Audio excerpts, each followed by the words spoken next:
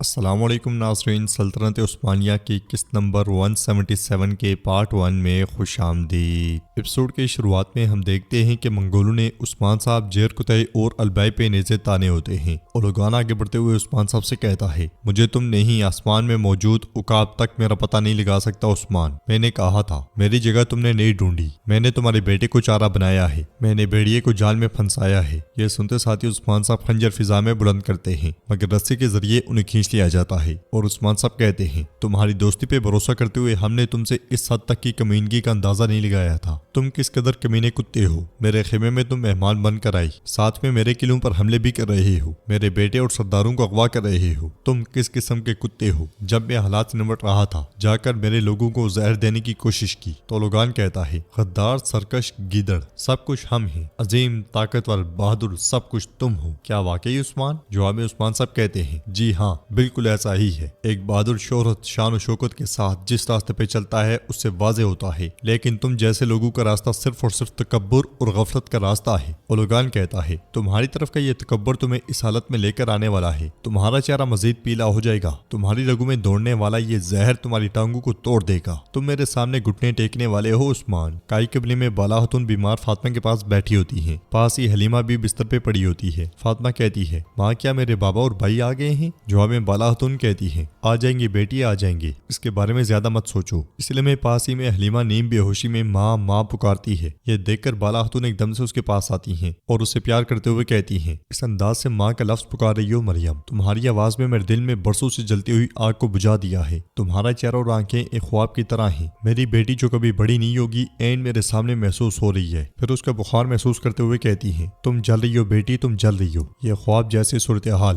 تم کسی اور کی زخمی پنکی ہو۔ یہ کہتے ساتھ ہی وہ اس کے سر پہ چادر ڈال دیتی ہیں، پھر پریشان ہوتے ہوئے کہتی ہیں میں تمہیں بچانے کے لیے یہاں ہوں لیکن میرے ہاتھ میں کچھ بھی نہیں ہے۔ میرے رب تو طاقت عطا فرما، تو طاقت عطا فرما، ہمیں برداشت کرنے کی طاقت عطا فرما۔ یہ کہتے ساتھ ہی بالا خاتون خود بھی نڈھال ہونے لگتی ہیں۔ منگول پڑاؤ میں اولوگان کے کہنے پر اس کے سپاہی عثمان صاحب کو گھٹنے ٹیکنے پر مجبور کر رہے ہوتے ہیں اور خوب زور لگاتے ہیں۔ زہر سے متاثر ہونے والے عثمان صاحب گھٹنے نہیں ٹیکتے اور کہتے ہیں ہرگز نہیں گروں گا، ہرگز نہیں گروں گا، کافر کے سامنے ہرگز گھٹنے نہیں ٹیکوں گا۔ یہ دیکھ کر جیرکتائی کو بہت دکھ ہوتا ہے اور اولوگان غصے سے کہتا ہے ٹیکو گے، میں نے تم سے کہا کہ گھٹنے ٹیکو گے، جو میں نے کہا وہ کرو گے ورنہ تمہارا بیٹا اورحان اور اس کے ساتھ کے کتے موت کے لیے میرے سامنے گڑ گڑائیں گے۔ جواباً عثمان صاحب کہتے ہیں ہرگز گھٹنے نہیں ٹیکوں گا، کوئی مجھے گھٹنے ٹیکنے پر مجبور نہیں کر سکتا، کوئی بھی نہیں۔ یہ کہتے ساتھ وہ منگولوں کو دھکیلتے ہوئے اٹھ کھڑے ہوتے ہیں اور مزید کہتے ہیں ہم موت کے ڈر سے کسی سے جینے کی بھیک نہیں مانگتے، اگر ہمارے مقدر میں ظالم کی تلوار سے مرنا لکھا ہوگا تو ہم مرنا پسند کریں گے، لیکن ہماری موت ہمیں کبھی کمزور نہیں کر پائے گی، ہماری روایات اور مقاصد کبھی ختم نہیں ہوں گی۔ اولوگان غصے سے کہتا ہے نہیں عثمان نہیں، وہ ختم ہو جائیں گے اگر تم اپنی جان اور اپنے بچوں کے لیے ریاست کو نہیں چھوڑتے،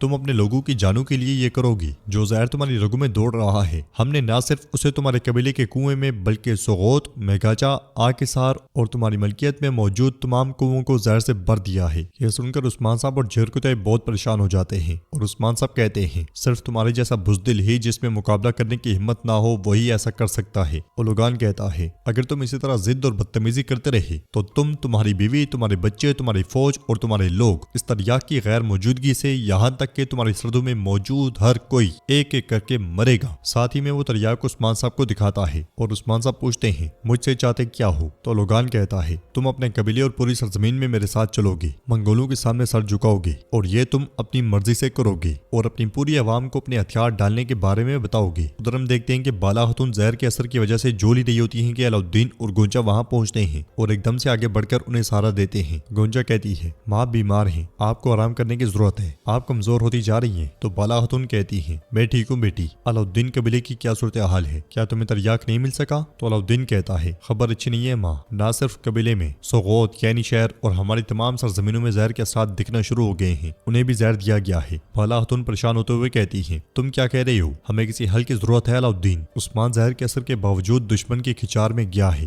گونجا کہتی ہے بوڑھے اور بچے سب سے زیادہ متاثر ہوئے ہیں لیکن سپاہی بھی آہستہ آہستہ اپنی طاقت کھو رہے ہیں ماں، بدقسمتی سے ہم کمزور پڑتے جا رہے ہیں۔ علاؤالدین کہتا ہے یہ ایسا زہر ہے کہ یہ لوگوں کو آہستہ آہستہ اندر سے مارتا ہے، میں زہر کی تاثیر کو آہستہ تو کر سکتا ہوں لیکن اس کا علاج نہیں کر سکتا۔ بالا خاتون کہتی ہے ہم ہار نہیں مانیں گے، تریاق نہ مل جانے تک میں قدموں پہ کھڑی رہوں گی، ہم تلاش کریں گے۔ اس لیے میں حلیمہ کہتی ہے ماں نہ جائیں۔ حلیمہ حلیمہ کو دیکھتے ہوئے علاؤدین کہتا ہے اگر ہماری بہن زندہ ہوتی تو اب اسی کی عمر کی ہوتی۔ حلیمہ کہتی ہے ماں ایک بار میں آپ کا چہرہ دیکھ لوں، ہر طرف اندھیرا ہے ماں۔ بالا خاتون مسلسل اسے دیکھ رہی ہوتی ہے۔ اس لمحے بیگم وہاں آتی ہے اور انہیں مشروب دیتے ہوئے کہتی ہے بالا خاتون آپ کی طبیعت ٹھیک نہیں لگ رہی، میں نے کچھ شفا بخش جڑی بوٹیاں ابالی ہیں۔ مگر گونجا آگے بڑھ کر مشروب پکڑتے ہوئے کہتی ہے نہیں نہیں، اس کی طرف سے دیا گیا کچھ بھی مت پیئے ماں، یہ آپ کو ہر طرح سے نقصان پہنچا سکتی ہے۔ ہم بیگم خاتون پہ بھروسہ نہیں کر سکتے۔ بالا خاتون اور علاؤدین حیران و پریشان ہو جاتے ہیں اور بیگم کہتی ہے تم کیا کہہ رہی ہو گونجا؟ منگول پڑاؤ میں عثمان صاحب کہتے ہیں تم مجھے اچھے سے جانتے ہو اور جو لوگ مجھے جانتے ہیں وہ بھی اچھی طرح جانتے ہیں یہ جان جب تک یہ جان اس بدن میں ہے، میں اور میرے پیچھے کے لوگ تم اور تم جیسوں سے انتقام لینے سے پہلے ہرگز نہیں رکیں گے۔ اولوگان کہتا ہے عثمان اس حالت میں بھی تمہارے تکبر میں رتی برابر بھی فرق نہیں پڑا۔ جواب میں عثمان صاحب کہتے ہیں تم جسے تکبر کہہ رہی ہو وہ میری عزت اور شان ہے، لیکن یہ تمہارے ماتھے کا کالک ہے، تمہارے پاس صرف تکبر اور غفلت ہے۔ یہ سنتے ساتھ اولوگان آگے بڑھتا ہے اور نیزہ بالکل عثمان صاحب کے گلے کے پاس کر دیتا ہے، پھر کہتا ہے تمہیں مارنا بہت آسان ہے عثمان۔ یہ دیکھ کر البائی غصے سے کہتا ہے میرے حضور سے دور رہو۔ جواب میں منگولو سے زوردار تھپڑ دے مارتا ہے۔ اولوگان کہتا ہے تم نے ہمت بنائی اور اسے دلوں میں پھیلا دیا عثمان، میں اسے لوگوں کے دلوں سے باہر نکال دوں گا۔ مارنا آسان ہے لیکن میں تمہیں اور تمہاری قوم کو منگولوں کا غلام بنا دوں گا۔ جواب میں عثمان صاحب کہتے ہیں ترک نہ تو گھٹنے ٹیکتے ہیں اور نہ ہی منگولوں کے خادم بنتے ہیں۔ اولوگان کہتا ہے تم اور تمہاری قوم اب جو میں چاہوں گا وہ کرو گی، نوکروں اسے پنجرے میں لے جاؤ۔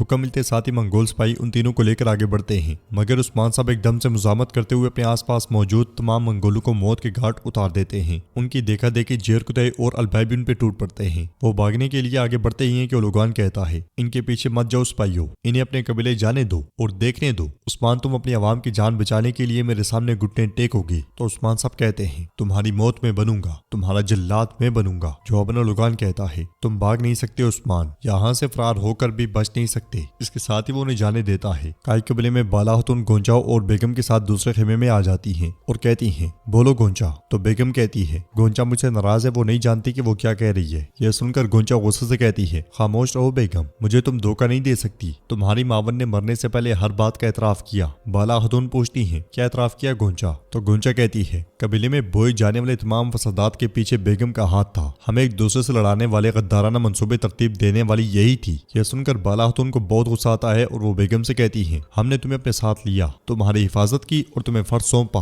تم نے ایسا کیوں کیا؟ بیگم کہتی ہے یہ بہتان ہے۔ گونجا کہتی ہے ابھی میری بات مکمل نہیں ہوئی، ماں یہ آپ کو مشکل میں ڈالنا چاہتی ہے کیونکہ بیگم خاتون عثمان صاحب سے محبت کرتی ہے۔ یہ سن کر بالا خاتون کی آنکھیں کھلی کی کھلی رہ جاتی ہیں، انہیں بہت زیادہ غصہ آتا ہے اور بیگم کہتی ہے تمہارے ساتھ جو میں نے احسانات کیے ان کا بدلہ یہی تھا گونجا؟ جواب میں گونجا کہتی ہے احسانات؟ تم نے مجھ پر کون سا احسان کیا؟ کوئی نہیں، تم نے صرف اپنے بارے میں سوچا، تم نے مجھے اپنے خاندان کا دشمن بنانے کی کوشش کی، اصل میں تمہارا سب سے بڑا مقصد میری ماں کو تکلیف پہنچانا تھا۔ بالا خاتون کہتی ہیں تمہارے دماغ کا فطور تمہیں میرے بچوں کا دشمن بنانے والا تھا۔ ہاں میں نے تم سے کہا تھا کہ تمہاری بیجا بہادری تمہاری جان لے لے گی۔ بیگم کہتی ہے میں نے کوئی غلطی نہیں کی، میں تم سے بہت پہلے عثمان سے محبت کرتی تھی۔ یہ سنتے ساتھ ہی بالا خاتون اسے ایک زناٹے دار تھپڑ دے مارتی ہیں اور کہتی ہیں محبت؟ ہاں تم محبت کے بارے میں جانتی ہی کیا ہو؟ عثمان صاحب میری محبت ہیں لیکن تم صرف ان کے لیے ایک سیاہ داغ ہو، اس قبیلے میں اس داغ کی اب کوئی جگہ نہیں ہے بیگم، تمہاری ہرس نے پورے قبیلے کو راکھ کر دیا ہے، قبیلہ زہر سے نمبرد آزما ہے، مگر تمہیں زہر کا اثر کیوں نہیں ہوا؟